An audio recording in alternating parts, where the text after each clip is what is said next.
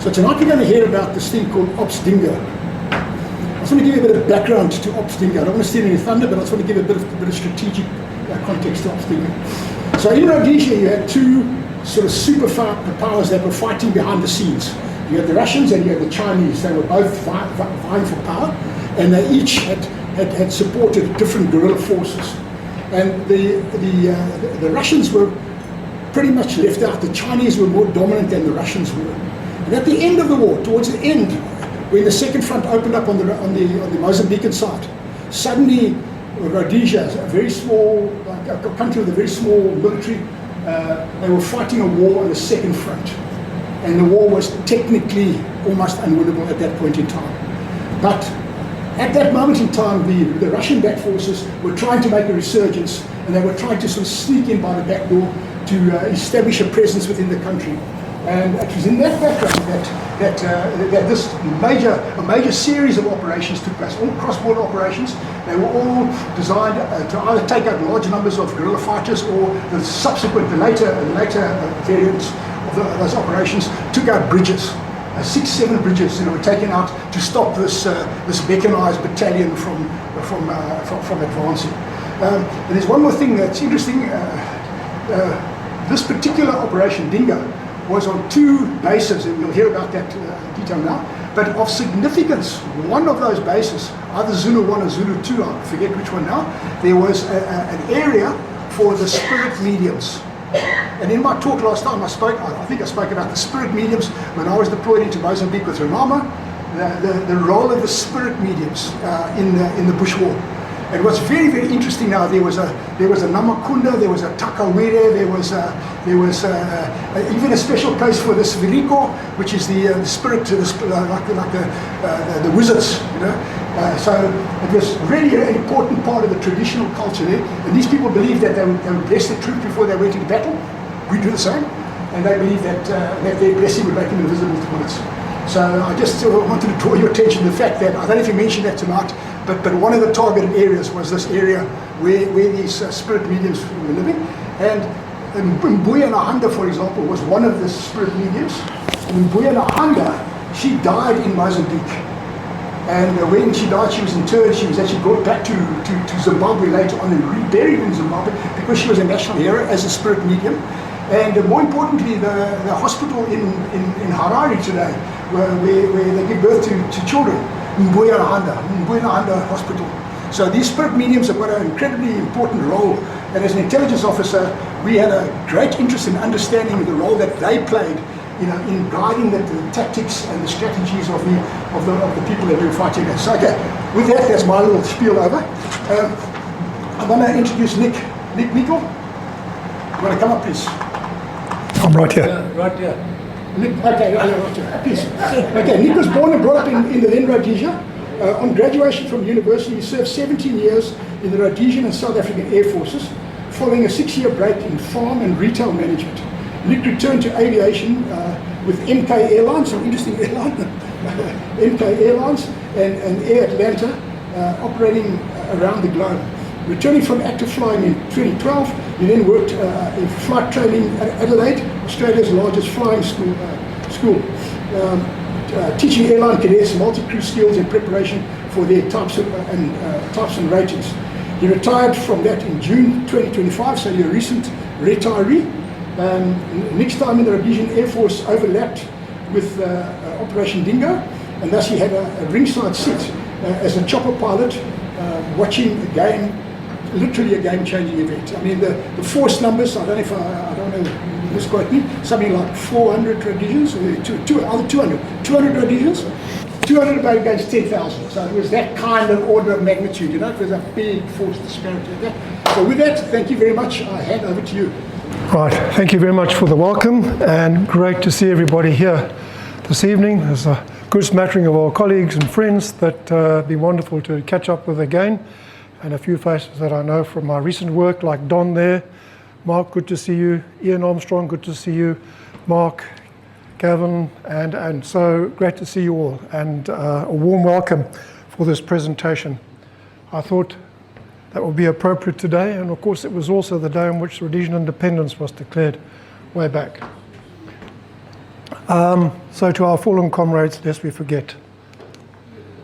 Operation Dingo, as Anthony has already alluded, it was some attack.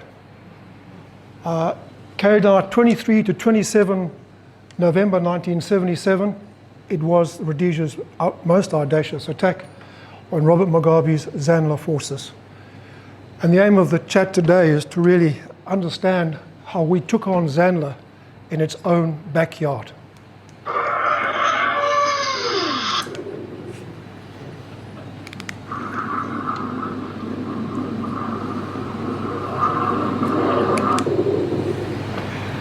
Attacking two camps, one at New Farm, and we'll give you a little bit of insight, into that, a little interesting story that comes up a bit later, and Tembui. All right, this map is actually an old Rhodesian Automobile Association map, the only map that I could find, can you believe it, that had Salisbury and Umtali and those sorts of places that those of us who were there remember. However, in truth, Tembui is a lot further away than that map or that representation that I've used, and both those sounds were, by the way, hunters and Canberras. So Tembui here up in the northeast is 200 kilometres from the border. So it was some way inside Mozambique, hence the audaciousness of the two attacks that occurred over a period of 5 days. Some admin. Dave Shirley was going to give this talk, in truth, so he asked me to do it when he realised that he was going to be away. So for the last 2 weeks I've been scrabbling around, getting my head around some of the facts and refreshing myself, because as Anthony said, I was actually participated in that event. So my thanks to Dave. He did put together a map over here of the troop dispositions at Chimoio, as that attack was also called, even though New Farm was the correct word because that was the headquarters. Some references that are available and I've used are all indicated there. The main ones are actually Dr. Richard Wood's Counterinsurgency from the Sky and Operation Dingo. When I wrote to him a couple of weeks back to ask his permission to use some of his work, he said, "Be my guest, it's my pleasure." He said most of the facts that are written there are straight off the telex that was on the Command Dakota, where General Walls, our senior commander, was during the battle. He was sort of a bit further back from the main action. So you're getting it from the horse's mouth, guys. And there's some measure of personal experiences. Ian in the crowd here, he was a DAC pilot on the day, so at some point we may get him just to share what he may remember on the day. Common abbreviations that we're familiar with, like AAA, but Forward Airfield was unique to Rhodesia, Fire Force, Frelimo, FPLM, RLI, Rhodesian Light Infantry, and the SAS, we all know that. Special Branch for the intelligence side, because they played a key part getting that intelligence, which was one of the goals and aims of the raid. And then ZANLA, Zimbabwe African National Liberation Army, that of Mugabe's, and ZIPRA, Zimbabwe People's Revolutionary Army, that of Nkomo. As Anthony has alluded, Mugabe was in fact being backed by China, and substantial backing was that, with Mozambique having gone across to control under Frelimo with Michel at the helm. They now had much more space and operational resources, as it were, to take on the Rhodesians. Nkomo was based in Zambia and had the Russian backing, not of the same proportions. So overview, we'll be looking at some background, some geopolitical and operational background, just to give it context. Dingo aims, what our capabilities were at the time in Rhodesia. Limited, yes, but we'll have a look in depth. The Fire Force tactic. Zulu 1, which was the New Farm attack. Zulu 2, which was the Tembui attack. I have a few pictures we can just share just to kind of connect with the time. So a picture miscellany, looking at the outcomes, and any questions from yourselves. So the background, we were fighting in that period, 76 to 77, an increasing insurgency. I was on 7 Squadron, and I could see it as each month went by. So the intensity increased, and we were literally seeing more and more terrorists, as we call them, but guerrillas, almost on a daily basis. In November of 76, I was in quite a substantial contact where we took on 40 plus and took out 31 of their members. That was just near Umtali, or north of Umtali. It became quite a famous battle called the Hill 31. So Mugabe ZANLA were penetrating through the whole of the Mozambican border, whereas Nkoma was penetrating the country through the Zambian and Botswana borders, particularly Zambia. By September of 77, there were 3,600 guerrillas in the country. All right, and by November, that had surely increased to 4,000. To combat these incursions, the Rhodesians had developed an operational structure along those lines there. Some of those names will immediately stand out to those who served with me. Op Hurricane, Op Thrasher, Op Repulse, Op Tangent were the easternmost operational areas. And at those operational areas, we had forward airfields, FAFs. That's FAF 4, Mount Darwin, FAF 5 at Motoko, FAF 8 at Grand Reef or near Mtali, FAF 6 at Chipinga, and FAF 7 down at Chiridzi. The fire forces were based at those particular forward airfields and would move around depending on the intelligence and the requirements.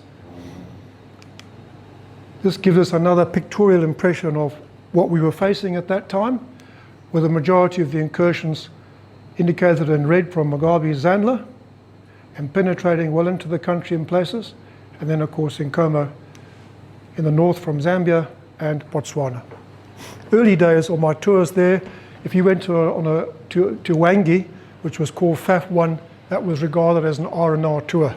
That was in 76. That gives you an idea, the difference between the two sides of the country. On the 24th of September 77, Ian Smith, Prime Minister of Rhodesia, was forced to accept the principle of majority rule. This was on the back of South Africa putting some real strong-arm pressure on us. In August, in actual fact, Forster had withdrawn military support. Slade and I were at Chiridzi, not that we knew each other directly at that time, but I well recall that happening. And within days, we had very limited fuel, very limited ammunition. So the strong-arm tactic was there, and then in September, on the 20th of September, if I recall correctly, Kissinger came into the frame and used his charm on Ian Smith, and Ian Smith agreed, and he went to his cabinet and on the 24th declared the acceptance of majority rule in Rhodesia. However, during the course of that period, 76, we'd picked up through intelligence 2 major camps in Mozambique. So you've already seen those introductory slides where those 2 camps were. New Farm, west of Umtali, as we called it then, about 90 kilometers away, and Tembui, 250 kilometers from Mount Darwin, or 200 kilometers from the border, so well inside, which required us as well flying over then the Kuborabasa Dam. The New Farm camp, funnily enough, had belonged to a South African war veteran, a guy called Yapi Johannes Pina. And he'd been chased off the farm, and it was now occupied by ZANLA. In fact, the old family home or house, main house, was now the HQ. And all the outbuildings, the garages and so on, were all his original farm buildings. All right, Tembui was a small town, very small town on the banks of the River Luya. In November of 76, Norman Walsh, who was then Director of Operations, and Brian Robbie, OC of the SAS, put together a plan which they called Op Dingo to go and raid these 2 camps. It was a risky affair to go and take that on at that point in time. We really didn't have the paratroop capability that we would later have, but probably more importantly, the risk of going so far inside Mozambique was substantial, and on top of that, there was the political risk as well. In the interim, Rhodesia had carried out some attacks, lots of sort of SAS work, which I was involved with during 77, going into Kuborabasa and doing sort of, behind the lines work, if you can call them any lines. And we'd also carried out in August of 76, the Zulu Scouts had an attack on a place called Nyanodza, east of Rhodesia, north of Matali. And it had been quite a successful attack, to be honest with you. They used an armored column and killed, I believe, about 1,000 ZANLA. In any case, these plans, or this plan, was repeatedly rejected for the very reasons I've just given you: political and operational, too risky. And one of the limitations that we had, in truth, was the fact that the helicopters, which were going to be a key part of this, like the Alouette, just couldn't fly very far. We could fly for about 45 minutes, 85 kilometers, with a full load of 4 troops and two crew people. So, you know, it was hard to get the aeroplane to go anywhere, really.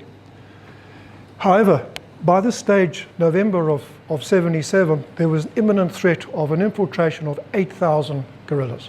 So that would have tripled the number of guerrillas inside the country, which was substantial. And by this time, I think it was New Farm had about 10,000 ZANLA guerrillas, and Tambui had about 4,000. The final iteration of this plan was given to Ian Smith, or delivered to him, on the 10th of November. Now, this is on the back of these Smith carrying out talks with the US and UK governments and Mugabe and Nkomo, these Afro-Marxists who were not going to accept anything. They were hardline, and the US and the UK weren't going to recognize any other legitimate representative of the black folk in Zim other than those two people. And they were really hardline, especially Mugabe. So he needed a military victory to strengthen his hand in carrying out internal negotiations. And there were 4 people that he wanted to negotiate with: Bishop Abel Muzarewa, Indabaningi Sitoli, who had led the ZANLA side, the ZANU party, before Mugabe took over, a guy called James Chikarema, an older nationalist, and a fellow called Chief Chirao. So on the 19th, 9 days later, Ian Smith gave the go-ahead for Dingo. The aims of which were to obviously inflict maximum casualties and destruction of equipment, stop the planned incursions, recover specific weapons like SAM-7s if we could, gain intel, create a political and operational crisis for Mugabe and his ZANLA troops, and facilitate internal negotiations. Clear-cut objectives. The broad plan then was to utilize our SAS and RLI troops. The RLI, a year previous to that, in late 76, none of them had been trained to be paratroopers, whereas now all of them have been trained. So now you had a doubling in resources of very capable battle-hardened troops. The SAS, in truth, were used mainly for external operations, whereas the RLI were the core of the Fire Force operation. And Fire Force was the tactic that we were going to use, Fire Force vertical envelopment for aerial assault. We'll use the Air Force for airstrikes. We still had a competent strike unit of fast jets, paradrops, of course, and heliborne assault.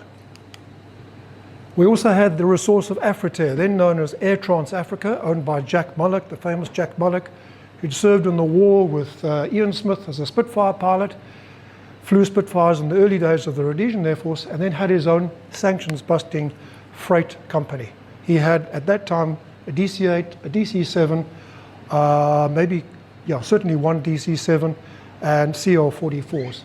And he did a lot of work for sanctions breaking, but he was going to use 2 of his aircraft, the DC-8 and DC-7, to help with this operation.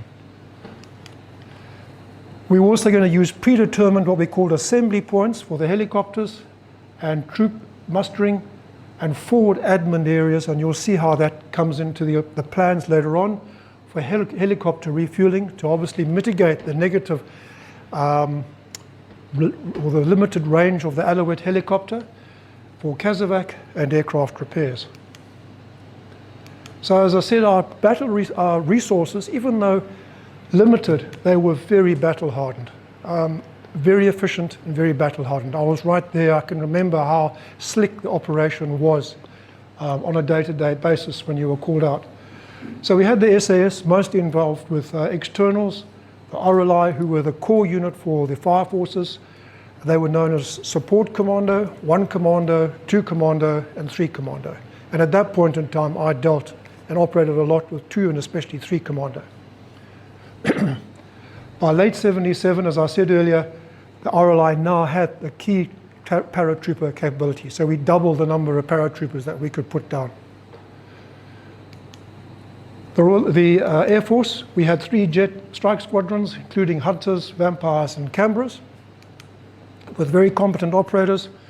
We had Dakotas for transport and paradrop. We had Lynx close air support. We had recently acquired the Cessna 337, which was an excellent platform, great endurance, limited weaponry, but a great asset, of which we had 12 aircraft to draw from, and the Alouette helicopters. By then we had 31 of them. The combination of the above was the Fire Force. And effectively, this plan was the Fire Force writ large. As Richard Wood said in his book, now we were taking the Fire Force concept and taking it onto a mega scale. So the aircraft specifically, Mark, my good friend and colleague at the back there, he flew Hunters. This was a very potent ground attack aircraft, even though getting on in age a bit, still very capable. With 430 mils in the nose cannons, they could deliver one hell of a punch. Together with rockets, bombs, conventional, and the Golf bomb, which we developed in Rhodesia, and other forms of rockets as well. We also had the Canberra, smaller numbers now from the original numbers that we acquired, but still a very competent aircraft. It could drop 300 anti-personnel bombs called the Alpha bomb, about that size, which when they hit the ground, they just fragmented and caused destruction amongst people or guerrillas running. We had the Vampire, an older aeroplane now, but carrying a lighter punch than the Hunter, but similar sorts of weaponry, albeit the cannons were 20 mil. And we also had the single-seater, some of which were South African. This one that I show in this picture, believe it or not, I flew it, but I don't put it there for that reason. It sits here in this country. It's one of 3 Rhodesian Air Force aircraft in the country. It belongs to Judy Pay. There's the Cessna 337 below, with 303 Brownings on top, rockets, Frantans it could deliver as well, as could the Hunter. So a very useful aeroplane with great endurance and ability to, visibility. We had the good old venerable Dakota, which could carry up to 20 paratroopers, maximum load. We've got the Alouette helicopters in a gunship role and then a trooper role. So that was really our total force. I worked it out the other day. We had somewhere between 90 and 95 aircraft in the Air Force. And for this operation, we were going to use 70% of them. All right. So going to the Fire Force, we developed this tactic over a period of time. From 1966 to 77. Group Captain Peter Peraboya, I don't know if Paul is in the crowd. I sent apologies. Oh, shame. Well, his son Paul, who's part of the establishment here, his dad was the one who was quite instrumental, to say the least, in getting the Fire Force off the ground, and he was also instrumental in some of the weapons that we developed, some of the ones that I mentioned.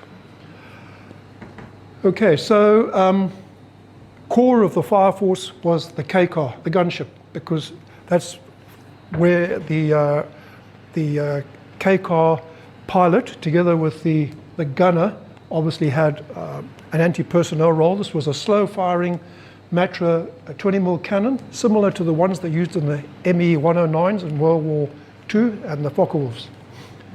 But together with the K-car pilot here was the Army commander, sitting to his left and looking out to his right and down.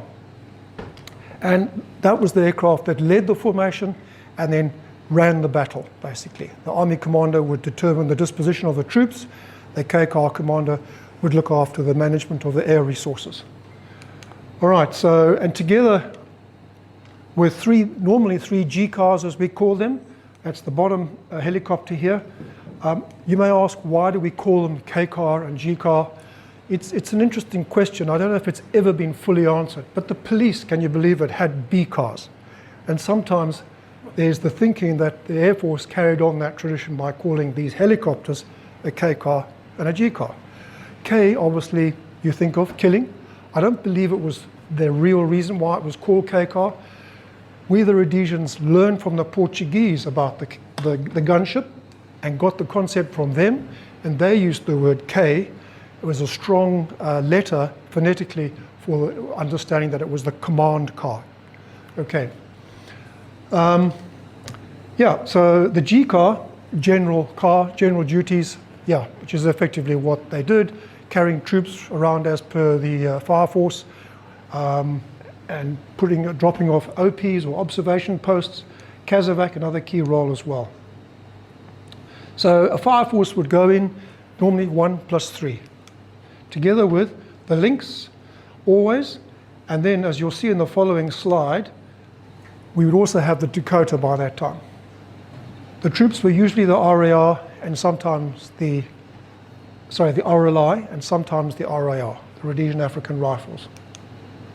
Kill rates were as high as 80-1 in some of the contacts that we were on. So this is a nice 3D picture, one of many that Richard Wood has put in his books. This one gives you a nice sort of 3D understanding of how the operation would work. Typically, information would come in from an observation post, an OP, and guys have been watching an area or areas for guerrilla movement would then call us out through the forward airfield base, and then we would come with the K car and 3 G cars, together with the links, and most times with the Dakota. Sometimes the Canberra would come in at the request of the K car pilot if there was a need to try and get guerrillas outside of caves and so on. I was on a scene not long before this where I'd called in the Canberra, for example. They would come in with their alpha bombs and drop them from low level, 300 feet, 350 knots. So this is really where we were at this time. The dark blue ribbon represents the K car. He'd go into a left-hand orbit at 800 feet. The other three, the light blue, the red, and the orange, the troopers, the G cars would come in and drop troops wherever the army commander wanted them. Typically, say down a little river line to stop the terrorists or the guerrillas going down those river lines. So that's where we were at that time with the fire force. So now it was fire force writ large. Dingo, the plan. Zulu 1 was the plan for the raid on New Farm, or Chumoyo as we all knew it at the time, interestingly enough. It's only in Richard Wood's books that I see him refer to New Farm on a regular basis. But here's Umtali, Salisbury, and there's the New Farm there. Our forward base was Grand Reef, all right? And part of the plan was going to have the helicopter assembly area just inside the border at a place called Lake Alexander, and an admin area, which you will see better depicted later on. All right. For this, briefings were going to be delivered 20th to the 21st and 22nd. We received ours on the 21st. I think the senior commanders got theirs on the 20th. We, the chopper pilots and the SAS and RLI officers, received ours on the 21st. 22nd was for all the troopies. At the end of that briefing, one of them, a guy called Meikle, who was ex-British Army and an SAS troopie, he said that was the finest operational briefing he had ever attended. At the other end of the spectrum, he had an RLI troopie who reckoned it was a gomo too far. Now, I don't know how many of you are familiar with the name gomo, but that refers to a kopje or a hill in the African language. So playing on a bridge too far from Arnhem in World War II, this to him was a hill too far. All right, in any case, the attack would occur on the 23, 24 of November. We would use 144 paratroops and 44 heliborne troops with 10 K cars, 30 G cars, a command car, a G car for Norman Walsh and Robinson, a Dakota for General Walls, 6 Dakotas for the paradrops, hunter strikes from Thornhill and Gwello, which was in the middle of the country, over that side, middle of the country. Canberra strikes and hunter vampire strikes from New Sarum. Lynx is to operate out of FAF8, and the ATA, DC8, decoy, and DC7 for fuel drops from Salisbury. Those are all our resources, all to attack this area here of New Farm. Okay, so Umtali is over here. Chimoio, in its day, was called Villa Peri. So when we used to visit Mozambique, that was Villa Peri, now Chimoio. So due north, there was the camp area. All right, and there you can see the black outlines of the troop dispositions, which we'll look at more detail shortly, of the vertical envelopment. All right, the envelopment, as David Shirley's map kind of indicates here, you've got paraborne troops and heliborne troops on three of the sides, and then the helicopters were going to block it off, and that's what that picture is attempting to pictorialize there. To the north is the admin area, not that far away, about 17 kilometers if I recall correctly. The New Farm complex was made up of 17 camps. As Anthony has alluded, there was a camp there, Nahanda, all right, over here, and then Gangas or Nyangas were over here. But 17 camps altogether, a lot of them actually making use of the old farm buildings. The main HQ building was here. That's a shrine today, if you go and look on Google Earth. The other important camps were Chitepo, Chamanuka, where Mugabe would sleep if he came. And the hope was that the two top generals, Josiah Tongagara and Rex Nongo, would be there on the day. Then there's Paranetwa, Nahanda, the new garage, the old garage, national stores, and so on. All right, on the more extremities of the camp outlay was Pasadena 2 here, and the recruits camp over here. The FPLM or Frelimo were embedded in most camps, all right? AAA was there, mostly 12.7, and a slim number of 14.5s. All right, so on the day, that's the 23rd of November now, early hours.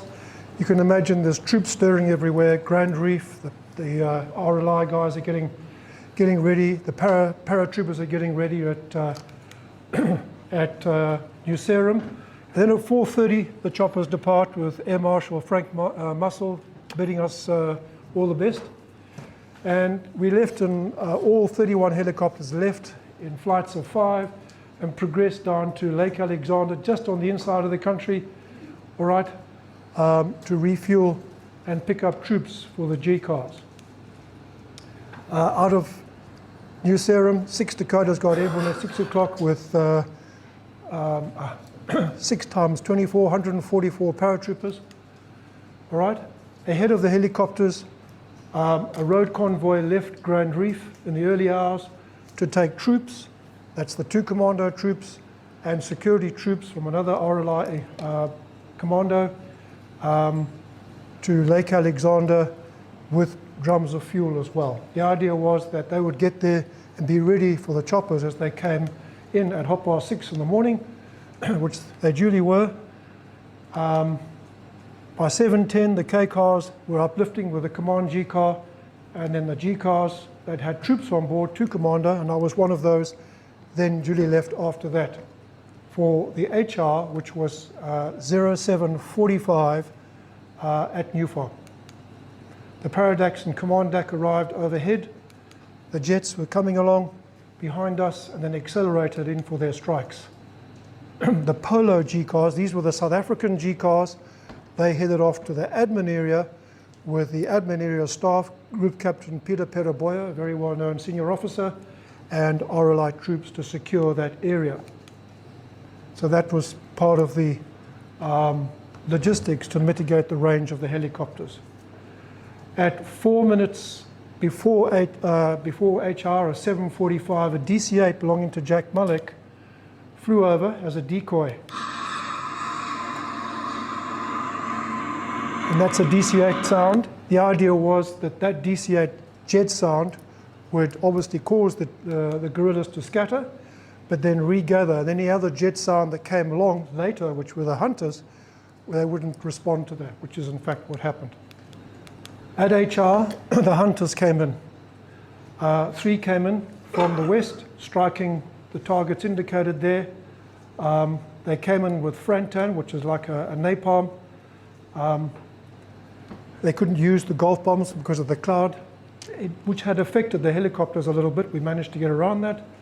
But they struck some important complexes, HQ, Chitepo camp, and then they repositioned for a restrike. Red 3 hit this target off to the side here, Pasadena. That's where a whole lot of guerrillas were convalescing, repositioning for strikes. The vampires, in the meantime, struck to the north up here, 4 of them, FB9s. And then at H plus 30 seconds, the Canberras came through. At 300 feet, 350 knots to release the alpha bombs, which, Peter, thanks Peter, they were like bouncing bombs, all right, but fragmentary bombs. So the vertical envelopment was going in place. Ian's formation went through to the eastern side. On the southern side, that went in, made up of three commando and SAS troops.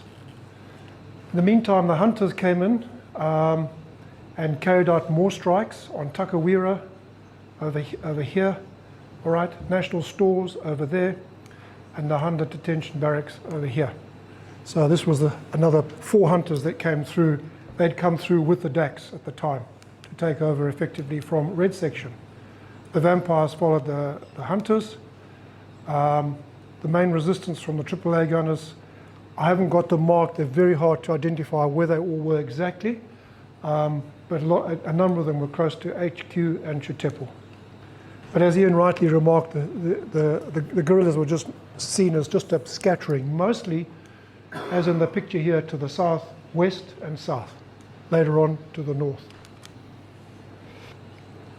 So a lot of skirmishes taking place as the paratroopers came down, and the Gooks were really fleeing rather than making any effort to fight. One of the SAS officers said that if they knew how few the Rhodesians were and they resolved with, say, 30 of their side, they may have turned the occasion around quite badly for us, but that never happened, luckily. At 0750, the K cars arrived, 10 of them, and they took up orbits, not actually sort of securing the northern part in the way that we were originally told in the brief, if I remember correctly, but they took on individual targets in pairs and sometimes singly, but all of them were preoccupied in taking on the enemy at various camps there. At 0756, we arrived in the G cars and put in the 40 troops from 2 Commando on the northwestern side here, just behind a ridge, right? And almost immediately they were into a firefight that lasted about 40 minutes. The encirclement was effectively complete, albeit a lot of them did escape. Yeah, the next 40 minutes were just numerous restrikes, too many to list, guys. And then the stops now organized themselves into proper groupings, and we're getting ready now to get directions from the command G car with Major Brian Robbie. In the meantime, the admin area was set up to the north. The DC-7 was intrinsic to that, so the Polo G cars came in, dropped the troops off. This was at about 8 o'clock. Sorry, dropped the admin area staff, Group Captain Peter Boyer, Boss BB as we affectionately called him, all right, into this area here, which was really rugged and rough. That wasn't anticipated. It made their job getting the fuel once it was dropped, neatly laid out for the choppers to come and refuel. But they did a grand job, they really did, and the whole area was secured by 1 commando troops with mortars and that. It proved to be a brilliant tactical decision to have this admin area, and they did a fantastic job, as you will see later on. At 0826 now, the command G car got hit in the main rotor blades, and Norman Walsh had his hands full flying the aircraft north to the admin area, had to fly the aeroplane clearly well to make sure that he didn't lose control, and they were out of the loop for an hour. All right. Brian Robbie's departing command was stop to all the troops, so there was no troop movement. All right. However, jet and K car strikes continued. The Lynxes were orbiting to the south to make sure FPLM or FLIMO didn't get involved. They never did. And DAC movements, Ian has very kindly indicated what happened with the DACs. However, it was at this time, shortly after that chopper left, that Phil got hit on a strike of recruits camp up here, all right? And as Ian says, sadly he crash landed just inside Rhodesia by Nyanga, and sadly he was a fatality. Yeah, the only Air Force fatality that we experienced.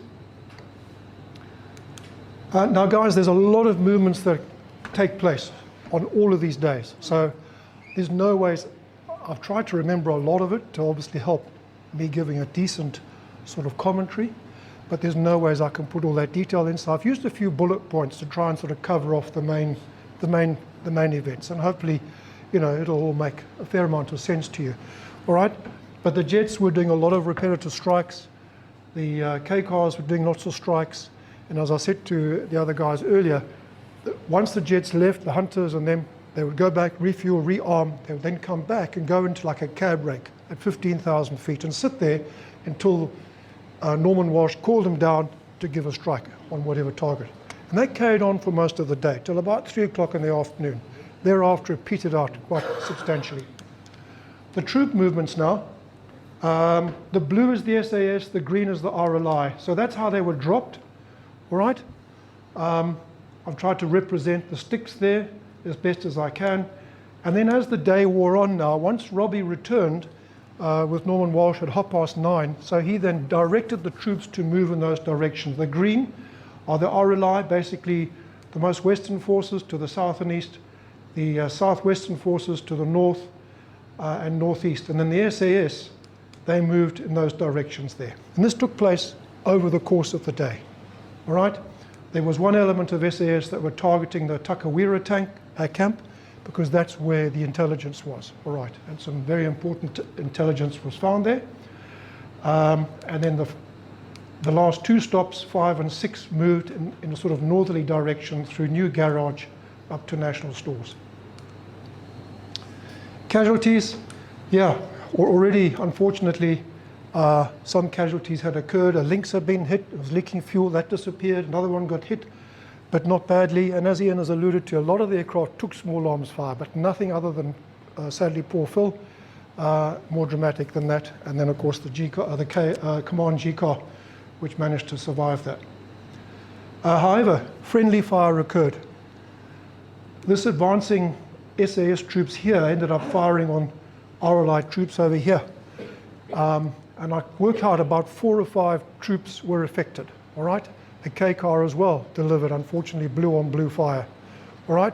So there were about 5 or 6 casualties that were blue-on-blue, and I think at the end of the day, about 7 total, all right? The rest of the casualties, about another 6 were from guerrilla action, all right? The other casualties occurred on this side here. One of the SAS troopies, he got killed here, and then another couple of SAS troopies here were hurt as well. All right, it took quite a while to recover some of these troops because the battle was so intense. So for a G-car to come in, if it wasn't safe enough, he was just waved off. One of them was Chaz Goatley, Mark, you may remember him. All right, so casualties.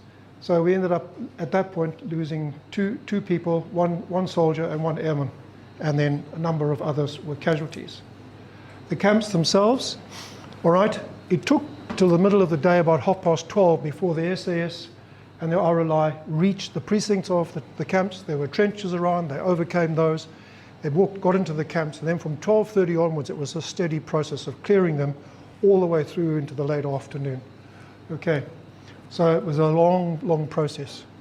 An incident happened down here in National Stores. Our special branch had somehow, I don't know how, infiltrated poisoned food into their food supplies. And the troops were told, don't eat anything. Well, one of the SAS troopies did. He had a can of condensed milk and promptly got sick. So I was quite surprised to read that. I'd forgotten that they had done that. The admin area served an amazing purpose to the north here. All right, obviously Norman Walsh's chopper needed to be repaired. They flew a chopper to Salisbury, got spare blades and brought that. Another later on, One of the K cars had an engine damaged beyond repair on site, so they had to go and fly and get another engine. And by the end of the day, both those choppers were flying again. Another one had tail rotor damage and was repaired, another K car. So it was remarkable the work that got done there. On top of the Kazavacs, of course. Dr. Webster, Mark Stoles. Mark, is there Dr. Webster in Emirates? Was. Yeah. Was. Okay, he was the doctor during this combat, yeah. I thought the name was familiar. So the admin area proved really, really important to the operation. The special branch were brought in once things were clear into Takawira here first.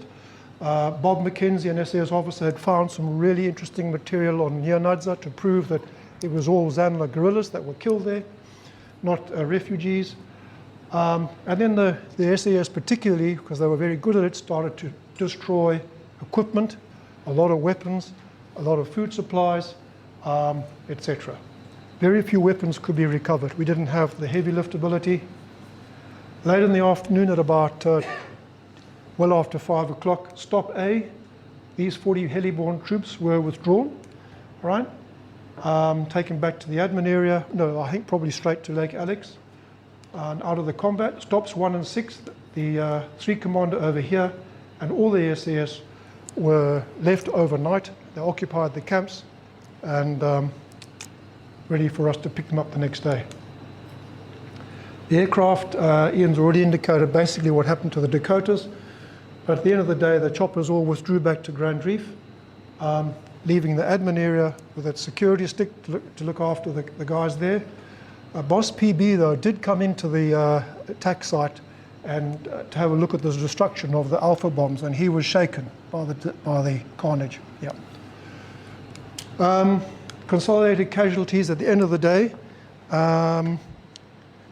were 500 guerrillas killed, 20 captured, for 2 Rhodesians killed, and 13 injured, is the numbers I've managed to find. All right, so that's day 1. They were left overnight, and of course there were skirmishes overnight when guerrillas returned to the camps, not knowing the Rhodesians were still there, and a lot of them unfortunately met their demise there and then. Early hours the next day, on day 2, the strike squadrons were available and putting in strikes probably almost from the word go, back into the cab rank. The K cars and Lynxes likewise were into their positions, supporting the ground troops. As soon as they could, they brought the SB back in. They discovered here at Chamanuka camp heaps of intelligence as well. That's where Mugabe would have stayed if he had come to the camp. And then from mid-morning, they started to recover all the parachutes. Now, we had to. We just had no replacement parachutes. So the troops had to go off now. They had been tasked or directed to remember where they had dropped their chutes, go back and collect them, and then the helicopters would come in and recover the chutes. That started from about 10 o'clock in the morning. Pasadena 2, which was where the convalescents had been, that was checked out, not much to report there. And then they moved Stop 6, which was the legendary Graham Wilson. He went there to where the recruits were. He reckoned it was a camp big enough for about 750 people. Found a fair amount of casualties and huge stocks of supplies, which he promptly destroyed. And then the mopping up and destruction of equipment continued. They did recover some weapons, 12.7. Steve Murray, who some of you may know, he was on one of the choppers that flew out a 12.7. They broke them into pieces and took them out like that. They did find a 37mm, which was like a copy of the 40mm Boffa, but the guerrillas hadn't been taught to use it, so it was of no threat to us. The biggest weapon there was the 14.5 from what I've been able to see. Okay, and thereafter then the troops began to be recovered, so the RLI troops went first, and then the SAS troops were recovered from there. All right, all back to Lake Alex, where we had to go through the MPs checking everybody for booty. Can you believe it? And then back to Grand Reef, where the Dakotas would fly out all the paratroopers back to Salisbury, and ourselves, we went back to Grand Reef for what I'm told was a big dinner party. I don't remember it at all, to be honest. And it was with those casualties in mind, sorry, I didn't give you the final ones there. There was no real change 500 plus. I seem to remember the figure 700, and then I found this morning another figure, 1,200. But hard to pin down accurate figures, with similar numbers of guerrillas captured, 20 for the same numbers of troops that I indicated earlier, 2 killed and 12 or 13 wounded. Ian Smith then made the announcement to the world about the attack and promptly criticised. Overnight, the Canberras used a radio-activated marker system, which the SAS had left there. This was all designed and developed by the Rhodesians, where they were put in these markers activated by the radio on the aircraft, and they were able to bomb with conventional bombs on those. I don't know what casualties those caused, but they did do that night. Right, so that was Zulu 1, over, done and dusted on the 24th. Obviously, there's a recovery of troops and so on that's got to take place. For the second phase, Zulu 2, which meant everybody had to basically get to Mount Darwin or wherever their allotted place was. So this is a map now of the northern part of the country and the Mozambique side as well. Mount Darwin is positioned here, and that's where everything was going to be launched from by the helicopters. And then, of course, the rest of the aircraft would deploy from New Serum. And the Lynxes also came to Mount Darwin, 4 of them. Just a little lesson that they'd learnt out of the Zulu 1 phase. Brian Robbie and the command K-car, it was established they were obviously very vulnerable to battle damage. So to negate that, they put in place of putting a Lynx with the 2IC of the SAS, a guy called Major Mick Graham, and he would take over from Robbie when he had to go off and refuel. So there was a continuation of command and control, whereas in Zulu 1, there had not been. All right. Later on, that plan got evolved again, where no command G-car would fly. Everything would happen from a command DAC and a Lynx. Anyway, the briefings were held on the 25th. Whoopsie. For all the troopies, I don't recall getting a briefing, frankly. We had to fly from FAF 8 all the way through to Darwin, through Salisbury. Some went through FAF 5, Matoko. And on this raid, very similar to New Farm, there'd be no DC-8 though for decoy and no heliborne troops. It was just a gomo too far, a bridge too far.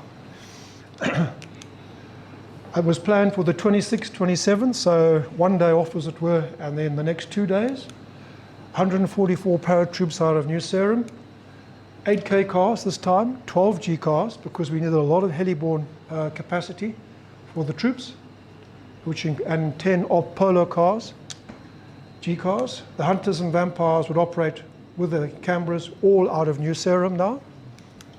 The Lynxes out of FAF 4, the DC-7 would be used again for fuel drops, and they would prove to be very handy. And Landtails would then move equipment and men as well.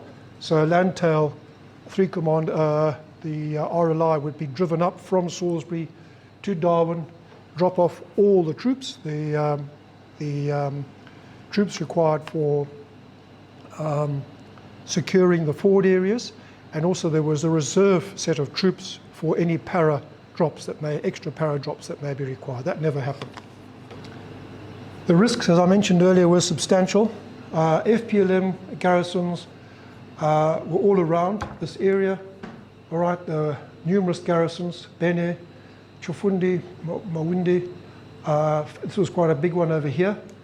In the end, none of them proved to be a threat, and no FPLM moved towards the target area at all. And there was a possibility of an air threat that I didn't know. So the Hunters, on going back, rearmed with the appropriate weapons to take on that if it ever happened, which it didn't. HR was 0800 on the 26th of November. Alrighty, so troops have already moved into position and gone even further into Chiswiti, which is just here. RLI troopies were put there as well. This was to be like a forward fueling area as well. The next one was the train inside Mozambique. It was a low-lying area, a low flat area, but stood clearly up from the surrounding terrain. So it was very easy to see. We were at the eastern end, and then the other forward area would be the admin area and helicopter assembly area just to the west of the target area. At 5:10 and 5:55, all the helicopters got airborne out of Darwin and started to route north, led by the Polo G cars. They would refuel and then drop off personnel and fuel at the train. The K cars followed by the Command G car, and all the other G cars then followed behind, refueling here and continuing to be here at about 8 o'clock in the morning. The Paradox got airborne at 06:25, the DC-7 shortly after that, and then the jets at 7:20. Everything went in basically as planned. Again, a lot happened, so short of giving you a long, detailed commentary, which I'm not going to do, I'll try and dig out the salient points. This was an interesting one. Even though, as Ian said, 1,500 guerrillas had left the day before. Obviously, advanced intelligence must have got them to do that. We still had a say in that, interesting enough, which we'll let you in on a bit later. But the camps were basically empty of the numbers that we thought would be there, about 4,000. So the 0800 hour, the strikes went in. The hunters took on Camp A, which was north here, just to the south and west of the Tembui town, an airstrip. Frelimo stood watching on the roofs here for the whole of the duration of the attack. They never got involved once. They attacked Camp B down here and Camp C. So 6 hunters were involved in that. The vampires followed up onto Camp A, and then of course it was the turn of the Canberras to take on Camp B over here. All right. Unfortunately, they missed their target. They didn't really hit much of the target at all. So casualties were minimal from that attack. And Camp C, as it turned out, was basically empty. There was no one there. They thought the muster parade was 8 o'clock. It wasn't. It had already occurred at 4:30 in the morning.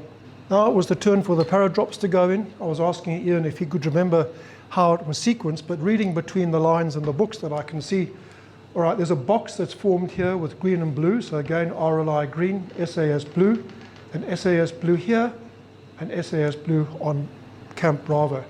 So what I think happened, all the westerly sticks were delivered, 1, 2, and 3 into position. So 2 SAS and 1 RLI, followed by the a north running set of deployments. Boxing off Camp C, which unfortunately wasn't the prime camp. It turned out to be Camp B, not Camp C. But those all went basically according to plan, plus minus. 1 injury occurred over here. And this troop here, Graham Wilson's Stop 6, were dropped too far west, so they had to be moved east. All right, the K cars, Command G car, DAC and Lynxes all fell into their relevant sort of slots. Dakota's returned to FAF4, so I would call it, back to Darwin. The resistance, a lot of anti-aircraft resistance, not a lot on the ground. The casualties in the end were quite low, 300 to 350 at the end of the day. The main number of kills were around Camp B and up here at Camp A. All right. Camp A wasn't at that point in time, it didn't have any troops. They were moved there later.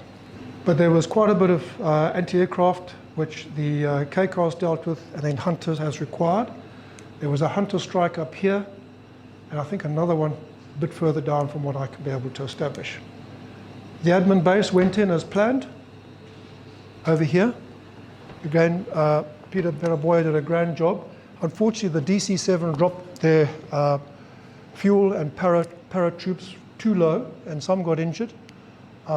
Anyway, they recovered from that, and then the admin base ran like clockwork, really, after that. The camps themselves, as I said, Camp B turned out to be the main camp, this one here. All right, Camp C was lightly populated.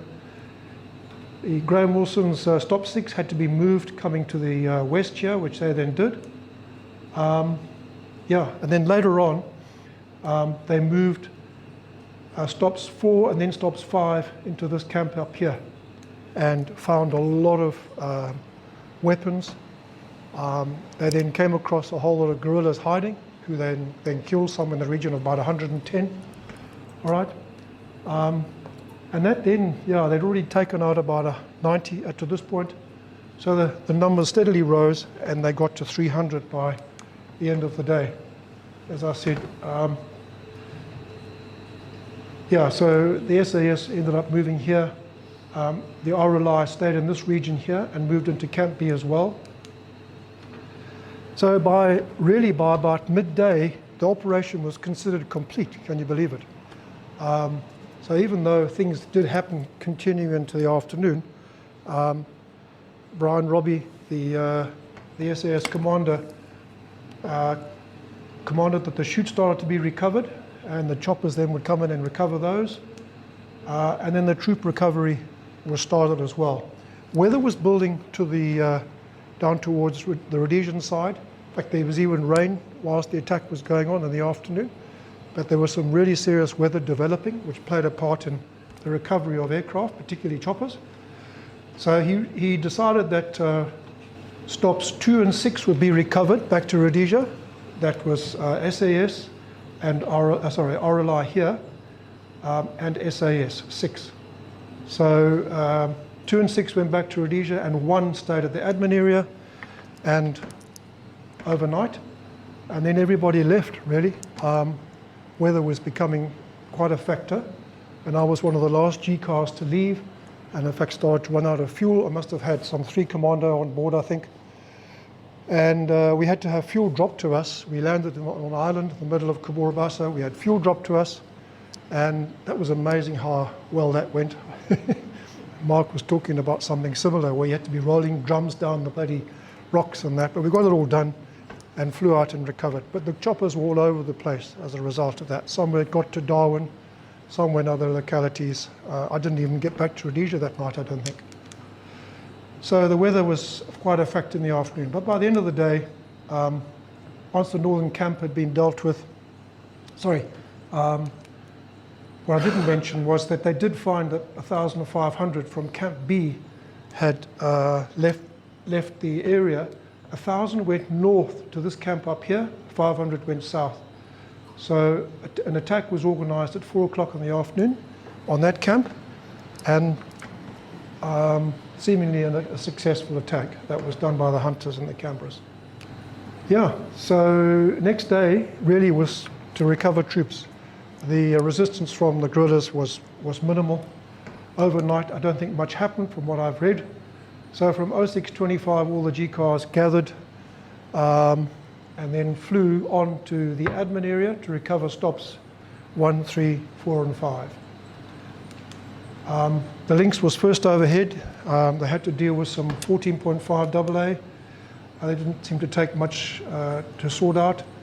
The G cars arrived by 0900, 0932. The K cars were in position, and from there on the recovery started, really.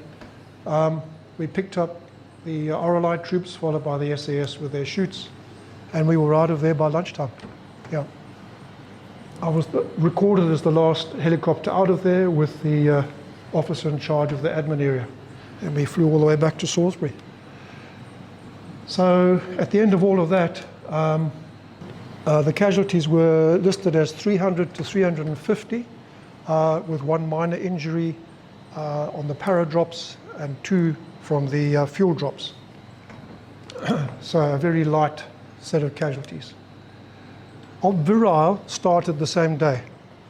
This was an attack that the Selous Scouts had planned to do just before the planned date of Op Dingo. That was postponed, and they went in and took out a whole lot of bridges just east of the Rhodesian border between Umtali and Chipinga. All right, so there's a few pictures I've managed to put together just to kind of capture some of the atmosphere at the time. This is a whole group of pilots. Some faces will be familiar maybe to a couple of the guys. Here at Lake Alexander at about 6 to 7 in the morning. There's all the choppers there. It was quite a moment actually to see that number of helicopters there that day, 30 helicopters. That's the admin area for Zulu 1. the admin area for Zulu 2. So even though it had been a bumpy start with DC-7 flying too low, thereafter Boss PB, who's pictured here in his little tent, ran a tight operation there. Again, they had to replace another engine. So that a chopper had to fly all the way to Salisbury and bring an engine back. They replaced, no problem at all. That's a picture of a Dakota doing a fuel drop. I didn't know they did a fuel drop at Tembui, but according to that, they did. DAX recovering across Lake Kawarabasa, the choppers, and then the islands. I think this is the one here, the small one, where we had to land. It was quite a memorable occasion because it was obviously going into evening, night time, so we were so lucky we got the fuel. And as we got airborne, I recall very clearly the beautiful nightjars caught in our lights. These male nightjars with those long wings with those, it's mating season, so they're spectacular. So what were the outcomes of all of this effort over 5 days? Total casualties were 1,200 with 20 captured. They were the final numbers. However, these were revised upward in Boss PB's book, Winds of Destruction, as 2,000 guerrillas for total casualties of about 6,000. Yeah, I think a lot would have been wounded that we never got to see. The Rhodesian casualties, 2 killed, 14 injured, 1 aircraft lost. And when you think that 10% was the actual projected anticipated loss, it's way below that. So did we satisfy the outcomes, the objectives of Dingo? Unequivocally, yes. According to Boss PB, he said it was the most economic external raid we ever carried out. For the number of kills, for the effort and the losses, it was the most effective. And it significantly slowed the infiltrations, which is what we were trying to do. We didn't get a lot of weaponry out of it, sadly, because we didn't have any heavy lift helicopters. But it certainly facilitated internal negotiations, and by April the following year, Ian Smith had negotiated a settlement with the 4 nationalists internally. And Mugabe did face revolts in his ZANLA forces. He had to take some pretty stern action to keep control. So it obviously slowed down their efforts to be unified. The command GCAR was replaced by command DAC and Lynx in the future. And then Dingo itself, even though the same operation didn't get mimicked in further ones, what it did do is it gave valuable lessons to the Rhodesian security forces, and the lessons learned going forward meant that we could deliver 30 external raids with varying degrees of success, some of them very successful, but enough to give us political capital to force by then patriotic front Mugabe and Nkomo to the negotiating table. So a bit like Cuida Quanavale, and I think all of that sort of phase in South Africa 10 years later, just about, gave a lot of political capital. So our efforts weren't completely in vain, who knows? But anyway, in ending, to our fallen comrades on the day, Phil Haig and Frans Nel of the SAS, just to remembering on this day particularly,